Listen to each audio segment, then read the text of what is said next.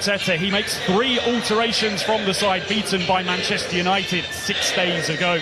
David Raya found himself beaten in that game from outside the box on 2 occasions. It's the same back 4 as against Manchester United. Jurrien Timber scored twice in Arsenal's 5-0 win over Leeds back in August. Declan Rice makes his 300th Premier League appearance. He's the 5th youngest player in Premier League history to reach that milestone. Martin Odegaard drops to the bench. Kai Havertz comes into the side to make his first Premier League start in almost a year. Bukayo Saka injured in the warm-up, so in comes Noni Madueke. Victor Gyökeres comes back into the Premier League starting lineup. He hasn't scored in his last 6 league games, but he got his first Arsenal goals when the sides met back in August.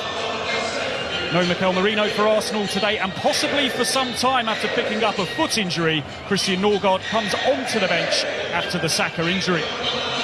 So let's take a look at the teams. Daniel Farke makes 1 change from the side, which drew 1-1 at Everton on Monday night.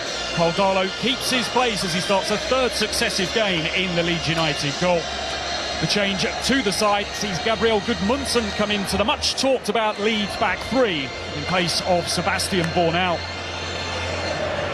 James Justin scored his first goal for the club when he opened the scoring in the draw at Everton 5 days ago.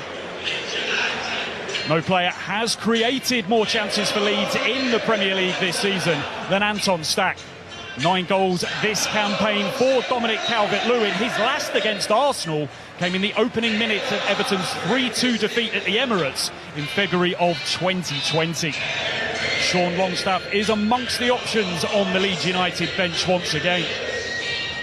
I think he'll be looking to get that ball into the box as quickly as possible. Arteta knows about the combination of Odegaard and Saka. And a lot of questions asked about.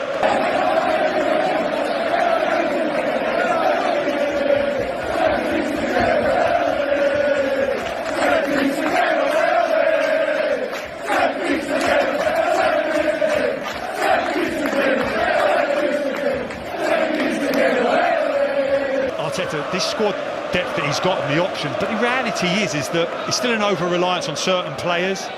You feel that the new players coming in only will really play if there's an injury. I know Saka, if that's the case for Madueke. That's why it's such a big call that Havertz plays ahead of the captain Odegaard this afternoon. And yet, so little football in his legs, Havertz. He still gets the nod ahead of Eza, who's considered this maverick player coming into the squad that Arsenal so desperately needed.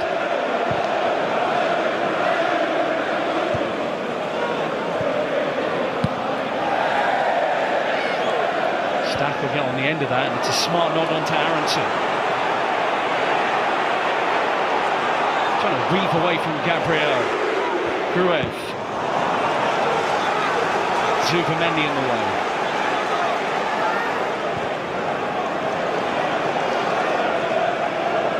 So Leeds coming into this after having taken the lead at Everton on Monday. James Justin's goal. And Bogle tried to link up, and Leeds a threat themselves from set pieces get their first corner of the day. No, they really are. Talk about his recruitment and having that kind of physical presence to compete for these.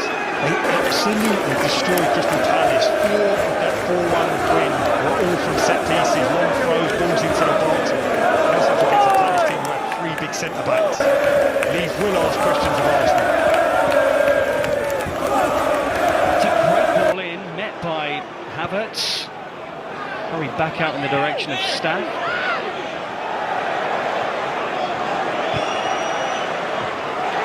Trossard. That will relieve the pressure for Arsenal. For all his attacking responsibility, Havertz, that's underestimated just how good he is defending his box. There's a brilliant header clear there on that corner.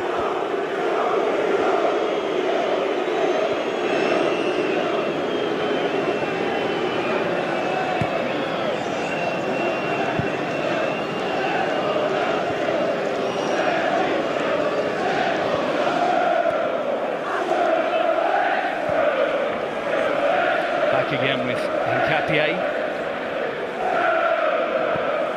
Zubimendi. Set away Trossard up against Bogle.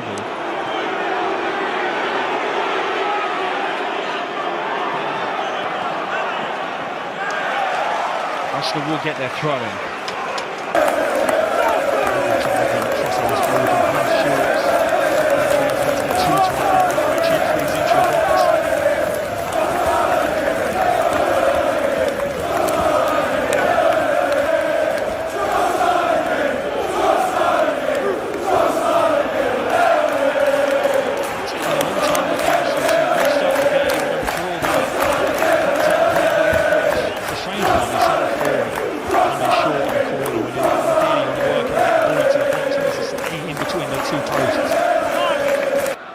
Even their setup is quite interesting. The fact that Trossard and Madueke are hugging the touch lines and really stretching that back five instead of trying to play in the pockets.